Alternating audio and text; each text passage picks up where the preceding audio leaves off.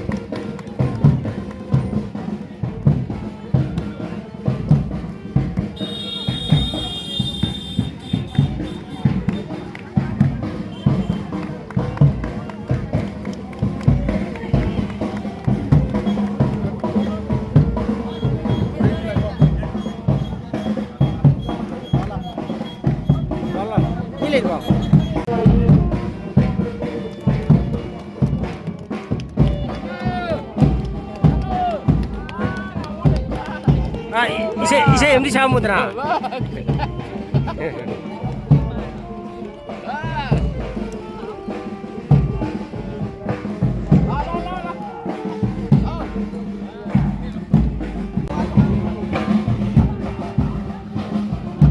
Masa si siek lo.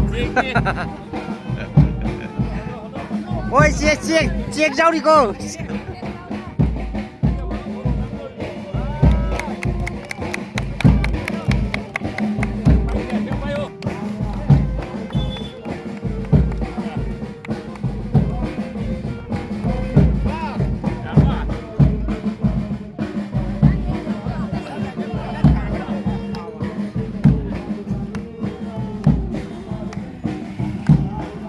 수브러 지우더라. 짜이로.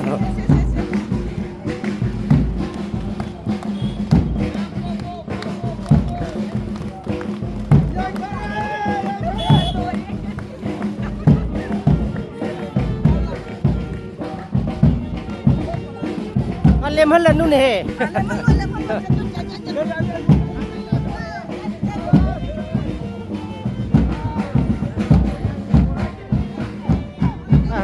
Lo. Masa lebih YouTuber jauh ni.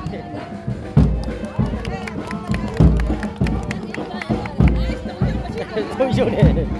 Lo. Oh, kapo. Kari channel lo.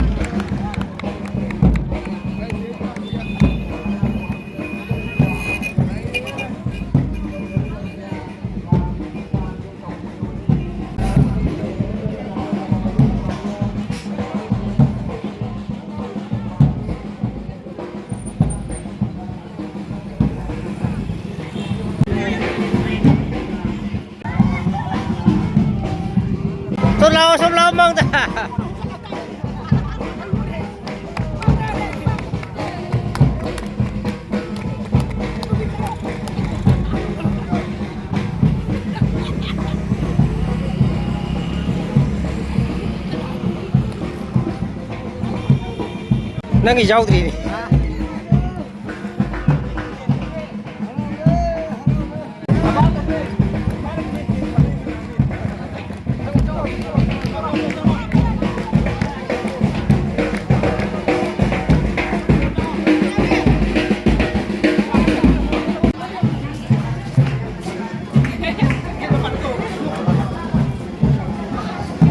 Coba.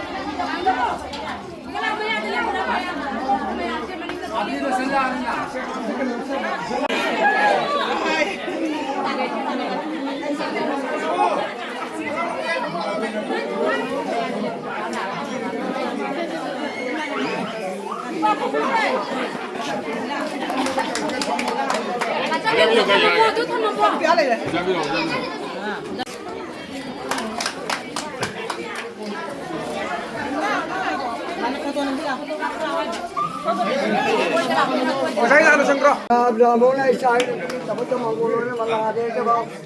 mà tập cũng mà tập mai ba buổi vậy không đâu có bao buổi đâu vậy Santai.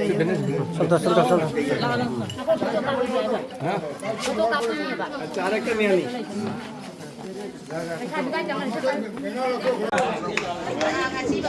Betul. Wajarnya makan.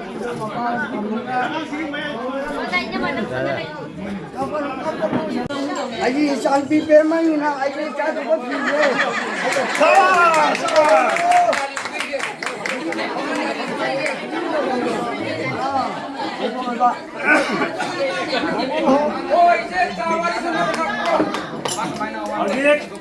Jumbo di mai kai dek.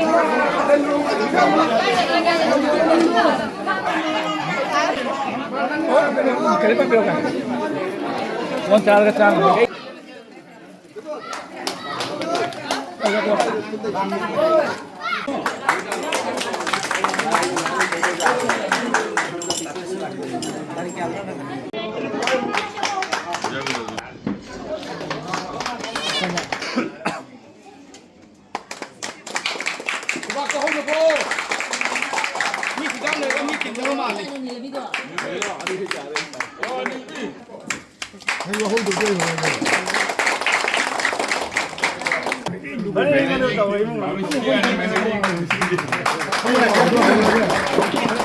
Isu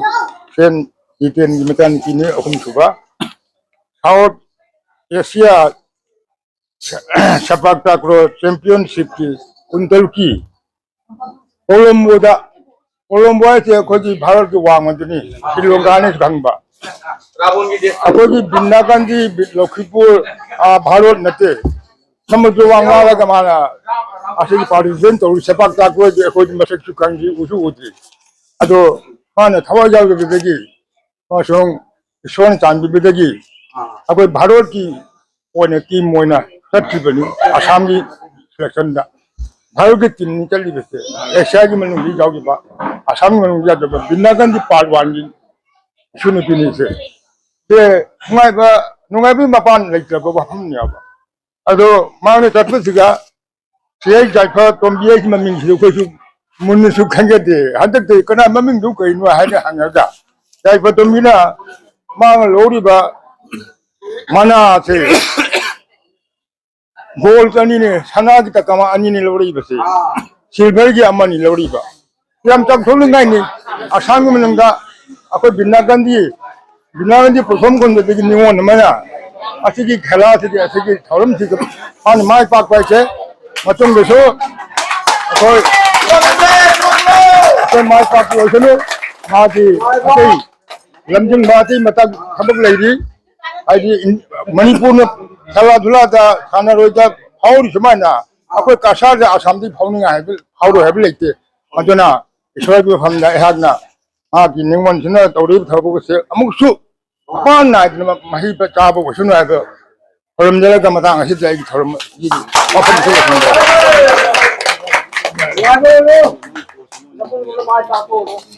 Actually, minggu kan hai biro tu baca lu buku sesuatu tarik ya dek ya buku sana baro keramba kanci itu sana baro gol lori besi keramba kanci ke saya bari mati siapa ai ming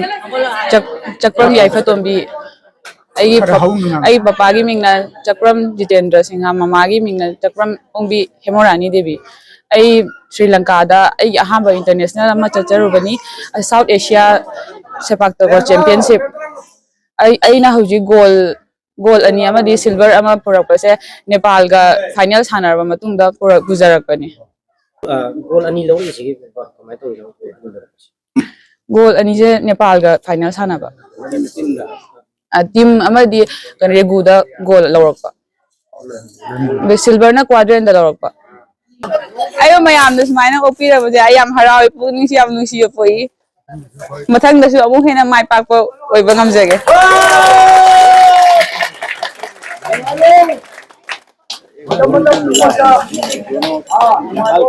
si korum si mari lena na jadi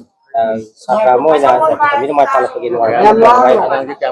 ai masi jam ngai ji I satra mun ngasi jana gol lo kase jam ngai em ni ai mamang da sana gi ba khoi kare ta khoi sana gi ba nation international sana gi ma yam sin da su gol lo ku jawi lok tu jawi adu ga ta ki sana gi ma sana jam phe khoi na mana saudi asia gi na sana da mun ka jakhi bse jam ngai ji keno gi Sri Lanka da ma sana da khoi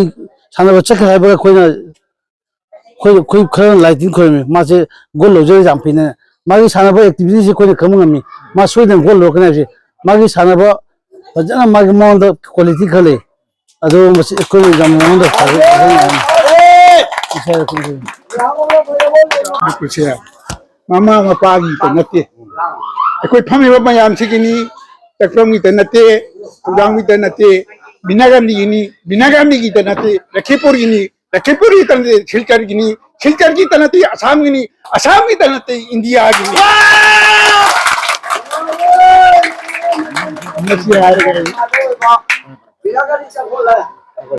aina hajening bai bo khoi khulaki khoi efa tumbina ngamai sumaina mayam su ngamna ma adegi ngasi oi se khoi ne karingba maitai mayam mo ma de khoi soro thangane ba dai cha ja roi to khoi maitai se kitang asum se sondai ba bajare mang thana ma asukuna ma mathang da su mang thana wa na ase ai hajara ga আমি বিশেষভাবে আনন্দিত একজন সাংবাদিক হয়ে আজকে এই অঞ্চলের আমাদের এই যে জয়পাতম্বী দেবী যে উনি শ্রীলঙ্কা কলম্বোতে গিয়ে 2টা সোনা 1টা সিলভার খেলায় উত্তীর্ণ হয়ে উনি যে আজ সারা ভারতে উনি যে একটা উজ্জ্বল করেছেন সেই ভারতের সাথে আমাদের এই বিনাকান্দি পার্ট 1 এর নাম সুনাম অব্যাহত রয়েছে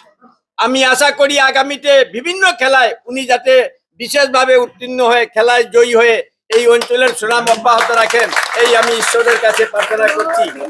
আর বিশেষ করে আজকের এই যে উনার জয়ী হওয়ার পরে প্রতিযোগিতায় উনি যে বিশেষভাবে জয়ী হয়ে উনি এই অঞ্চলে আসায় নিজ বাড়িতে আসায় উনাকে যেভাবে সংবর্ধনা জানিয়ে আনা হয়েছে এটা আমরা বিশেষভাবে খুশি হয়েছি আগামীতেও যাতে এইরকম আমরা উৎসাহ উদ্দীপনার সাথে উনাকে বিভিন্ন খেলায় জয়ী হওয়ার জন্য আমরা আশীর্বাদ কামনা করছি ঈশ্বরের কাছে এই বলে সবাই সম্মানিত ব্যক্তিগণকে আমি আমার ধন্যবাদ জানিয়ে সংক্ষিপ্ত বক্তব্য এখানে শেষ করছি নমস্কার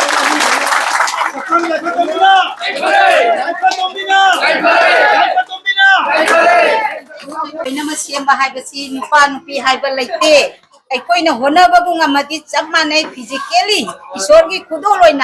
ꯈꯦꯠꯅꯕꯗꯣ ꯂꯩꯈ꯭ꯔꯒꯁꯨ ꯑꯩꯈꯣꯏꯅ ꯍꯣꯠꯅꯕꯨ ꯍꯣꯠꯅꯔꯗꯤ ꯉꯁꯤ ꯅꯤꯄꯥ ꯃꯆꯥ ꯃꯌꯥꯝꯅ ꯍꯣꯠꯅꯕ ꯉꯝꯗꯕ ꯑꯃ ꯑꯩꯈꯣꯏ ꯌꯥꯏꯐꯇꯣꯝꯕꯤꯅ ꯄꯨꯔꯛꯏꯁꯤꯒꯤꯗꯃꯛ ꯅꯨꯄꯤ ꯑꯃ ꯑꯣꯏꯅ ꯅꯨꯄꯤꯒꯤ ꯃꯥꯏꯀꯩꯗꯒꯤ ꯄ꯭ꯔꯥꯎꯗ ꯇꯧꯖꯔꯤ ꯅꯨꯄꯤ ꯅꯨꯄꯥ ꯍꯥꯏꯕ ꯋꯥꯈꯜ ꯈꯟꯕꯤꯔꯅꯨ ꯍꯧꯖꯤꯛꯇꯤ ꯏꯆꯥ ꯁꯦꯝꯕꯗꯕ ꯌꯥꯗꯦ ꯍꯥꯏꯕ ꯃꯃꯥ ꯃꯄꯥꯅ ꯈꯟꯕꯤꯔꯣ ꯑꯗꯨꯒꯤ ꯃꯇꯨꯡ ꯏꯟꯅ ꯑꯉꯥꯡꯁꯤꯡꯗꯨꯅꯁꯨ ꯃꯃꯥ ꯃꯄꯥꯗꯨꯒꯤ ꯃꯄꯨꯡ ꯐꯥꯕ ꯑꯁꯥ ꯋꯥꯈꯜꯂꯣꯟꯗ ꯄꯨꯔꯒ ꯆꯠꯄꯤꯌꯨ हाइबगीदमक्ता अइना जायफतोंबीबु नुपी अमा ओइना निपाना तौबा ngambadagi hena benagandi da purakpase जायफतोंबीना अहांबनी हाइबसे आई खन्ना थागसे आई करी दिनाइबदा जायफतोंबीना पुरैसे एसपी डीएसपी छिगगी हेना चावबा पुरदी खरा लैरदी कनाई मचानु हाइना ममा मपागी मिंचे सुलाकनी लैकाई सुलाकनी खुंगंग सुलाकनी आसाम सुलाकनी एनी एवरी लोई पुनमक्से मिंचे पुरैबा मादुदा लैदोइनी अदुना निपानी ने आईदी हाइना दुम खनबदे हादोक पिरो सेमबा मी ओइबा हास इम्पोर्टेंट से असिदा ओइना थम्बिउ हाइबसे आइना मयाम दा हाइजरी अखोई निंगोलनी माना बो तौजरी से करीनो माना तौजरी से हाइबसे लेपाक मियामनी खुंगंगनी कसिंग यामदबा मियोइबनीना वाखंदा मयाम मेरंगनी ngasi माना मी ओइरकपदा इकाई खुमनबा उप्पीबगी वानी मयाम मांगोंदा सपार पंगांगनी आजे खंगै अदुबु ख्वाइदगी पेंजै नुपी अमा ओइना अइगे थमोइदा पेलिसे निपाना ओइरमदै नुपीना ओइरकपसिने हेना पेंजै अदुकी मतिक तौबा ngami हाइबसे मयामगा उप्पा मसिगनी अदुना सिदगी हेनबा अतैसु पुरखो सिदगी हेनबा अतैसु पुरखो हाइबसे हन्ना हन्ना हाइनिंगी हाइबसिने अइना ngasi हाइनिंगिसे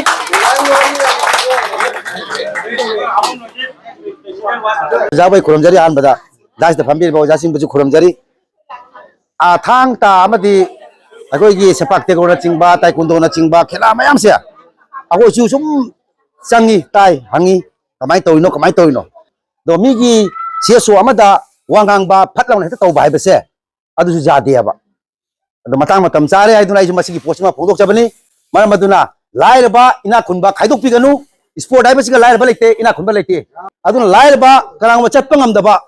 मिसिंदो मदु कमाइ तौरा चलनगनी हाइबसे करिगुंबा संस्थान अदु चलम ngамदबा तारगसु पैसा पुतोक ngамदबा तारगसु मियामदगी फेसबुक की खंगदे करिगुंबा एडमिन अमदा चाइ थोगा angang asi jamna phaba ngang ni ana thadaba yade miyam dagi paisa khara mathau tai aiba poche masi makoi simsi masi mata haja ni thai ai haja koi oja sing dais da phambi riba aigi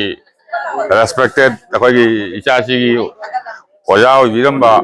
hoji su oi riba si masa na roi si gi damakta hoji su lepna le riba ahlo rabane ado hoji bawda lepna le ri angang sing sembagi wakhalda ado kanagumana join tawning lerga su dum sanaba do hogapa jani angang sing aduga aigi wakhaldi sanaba haibase aina ngamuba ngamudki wakhaldi tongan bani sanaba haibase akhoi gi hakchangda yamna kanaba makhala bani asi khakta hakchangi laina laithung da su ngai bu su kanaba bani hairaga angang sing se sanaba hon biba asi gakta ne akoi na si karaga si tawraga si tawni haibaki asa dudi thamgadabani adupu ahan bada koi gi hakchang sin hakchang faradi loina fare aina hayaru bada koi gi oja sing koi baji ibai adegi koi gi ward members sing hara haramna congratulation pibagi dabakta lakpiri sisu aina very thanks saita wa hayata re ko adu amare हम लोगों का संपादक गुणीरा हमारे ये खबर या आमी किंतु आपने के खबर दीते पारछो ना रात्रे आसलाम तो आमी किंतु आपने छिलो ना हाँ आमी रात्रे आसलाम अपना भाई के मिलते अपना भाई के बोले तो होइबो ना आमी मने मने आमी घुरे आछि गेছে हाँ हाँ किंतु आपने आइसे अच्छा कोई mayam harau ga phongdok ko ina isana gambasi ga na khaji se khaga dang sami na si